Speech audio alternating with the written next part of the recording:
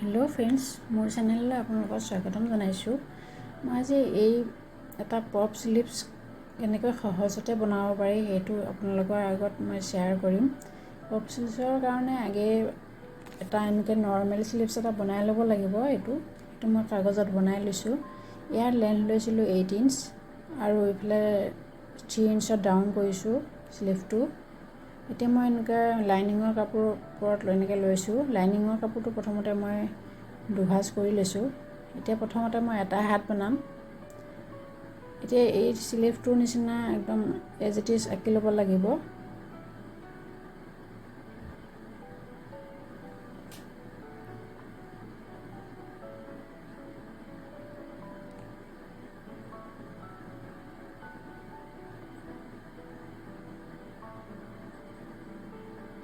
এতিয়া ওপৰৰ ফালৰ পৰা 1.5 ইঞ্চি কাপোৰ এক্সট্ৰা লাগিব। আপোনালোকে বিচাৰিলে 2 ইঞ্চি ল'ব পাৰে।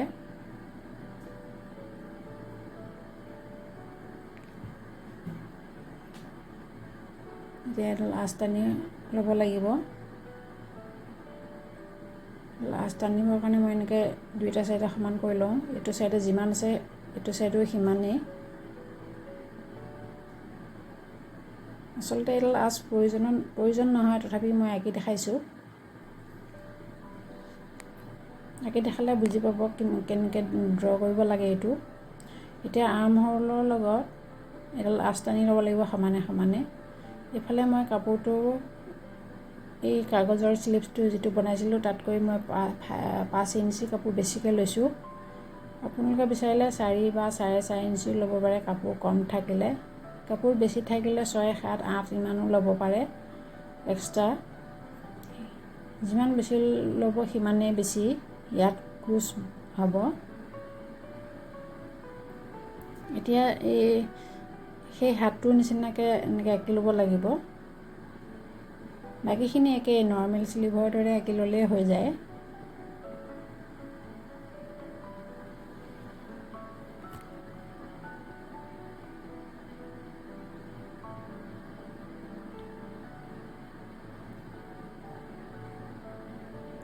এতিয়া মই এইফালে সমান কৰি নাৰাখোঁ, অলপ কমাই দিওঁ। 1/2 ইঞ্চিমান কমাই লওঁ এইফালে স্লিভৰ যিফালে ৰাউণ্ড থাকে সেইফালে। এতিয়া এই লাইনৰ ওপৰতে মই কাটি ল'ম কাপোৰটো। ইয়াৰ দৰে মই আৰু এটা হাত বনাই ল'ম। এই হাতটোৰ অলপ কাপোৰ বেছি লাগে, সেইকাৰণে মই দুটা একেলগে বনাব পৰা নাই। মই আকৌ অলপ বেলেগ ঠাইত বনাম এই হাতটো থৈ এনেকৈ।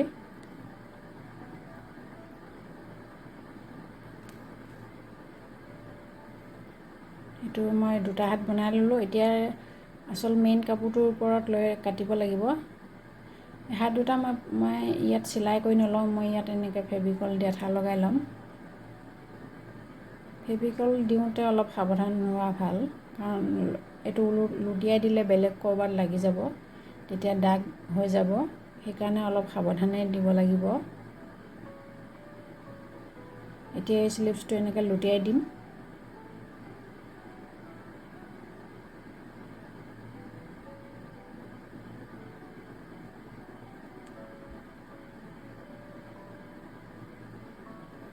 এনেকৈ দুইটা স্লিভ মই লগাই ল'ম।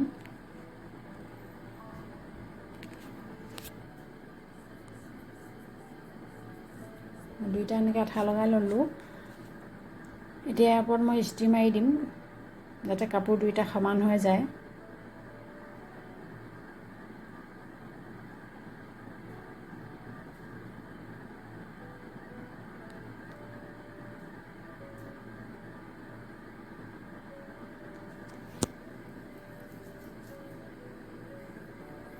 এতিয়া এনেকৈ কাটি ল'ব লাগিব। ইয়াত লাইনিঙৰ সমানে সমানে কাটি ল'লেই হৈ যাব। ইয়াত এক্সট্ৰা কাপোৰ ৰাখিবলৈ প্ৰয়োজন নহয়, কাৰণ ইয়াত চিলোৱা নহয়, কাৰণ মই একেটা জোখতে আঠা লগাই দিলোঁ। এতিয়া দুইটা হাত চিলাবৰ কাৰণে ৰেডি হ'ল।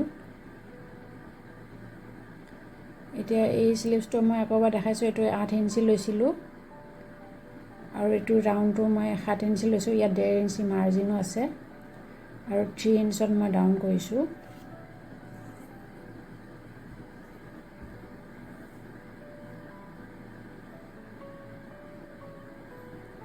এইফালৰ পৰা মই এনেকৈ 2 ইঞ্চি দূৰত্বত মই এনেকৈ চিন দি ল'ম, মানে সিমানখিনিৰ পৰাহে কুচ বনাম। আপোনালোকে 4 ইঞ্চি 3 ইঞ্চিমান দূৰত্বৰ পৰা কুচ বনাব পাৰে কম কাপোৰ থাকিলে, নাইবা ইয়াতকৈ বেছি দূৰত্বৰ পৰা বনাব পাৰে। আৰু কম কাপোৰ থাকিলে বেছি কুচ হ'লে বেছি দূৰলৈকে হৈ যায়। এতিয়া মই মাজৰ পৰা কুচ দিয়া আৰম্ভ কৰিম।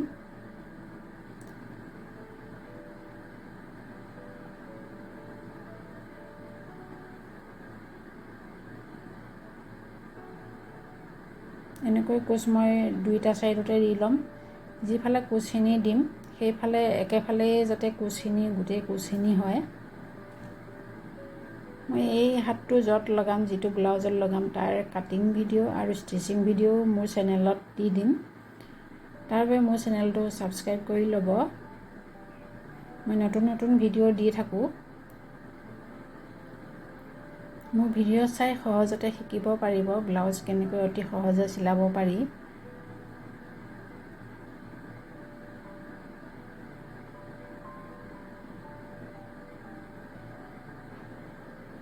ভিডিঅ'টো গোটেইখিনি একেলগে বনালে বহুত দীঘলীয়া হৈ যায়, সেইকাৰণে মই সৰুকৈ বনাইছোঁ। প্ৰথমতে মই স্লিভছটো দেখাইছোঁ, তাৰপিছত মই ইয়াৰ কাটিং ভিডিঅ'টো দেখাম ব্লাউজটোৰ, তাৰপিছত ষ্টিচিং ভিডিঅ'টোও দেখাম। এই হাতটো ভালকৈ শিকিবলৈ ভিডিঅ'টো শেষলৈকে চাই থাকিব। তাৰপিছত মই যিখিনি বাকী আছিল সেইখিনি কুচো মই এফালে ওলোটা কৰি ল'লোঁ, লৈ এনেকৈ দিছোঁ, একেফালে মুখীয়া কৰি দিছোঁ কুচবিলাক।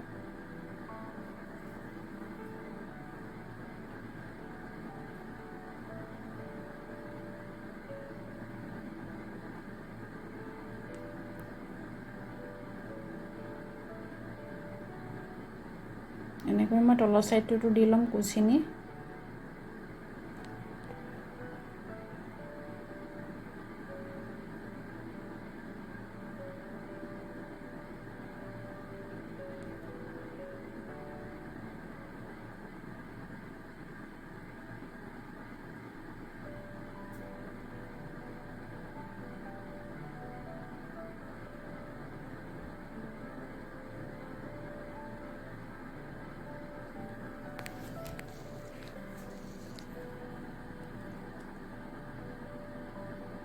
ইয়াতকৈ সৰু কুচো বনাব পাৰে, মই অকণমান ডাঙৰ মিডিয়ামেই বনাইছোঁ। নহ'লে মাজত এটা চিলাই মাৰি সূতাডাল টানি দিলেও কুচ হৈ যায়।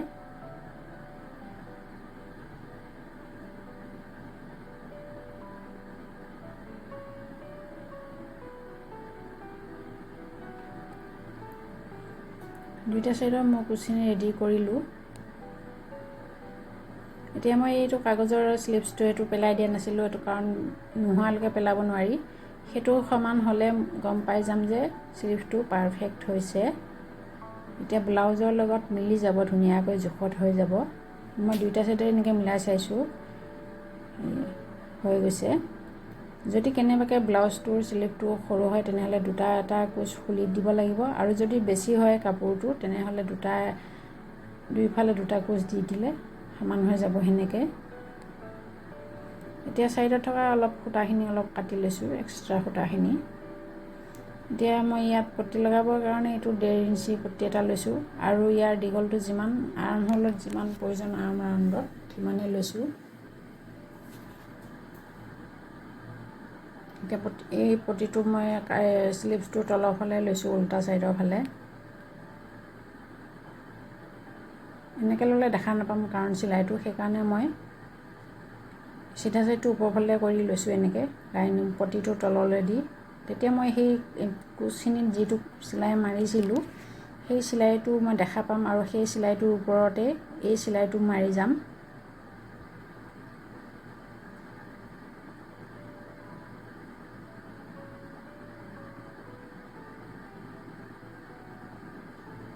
চিলাই মাৰি যাওঁতে কাপোৰটো অলপ এডজাষ্ট কৰি যাব, নহ'লে ক'ৰবাত কুচখিনি সোমাই যাব পাৰে।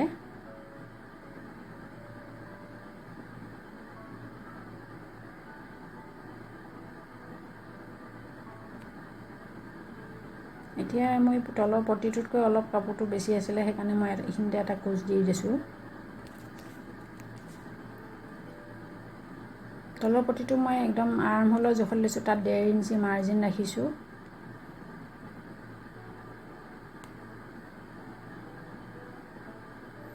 এতিয়া পটিটো ওপৰৰ ফালে আনিব লাগিব, আনি চিধা চাইডত এনেকৈ ডাবল ফল্ড কৰি এনেকৈ এটা চিলাই মাৰি ল'ব লাগিব।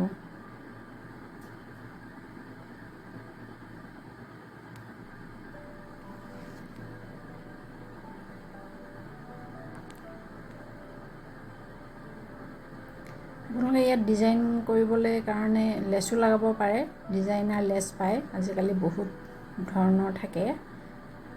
মই ইয়াতে চিম্পুল ৰাখিবলৈ ইয়াতে এনেকৈ মই দি দিছোঁ।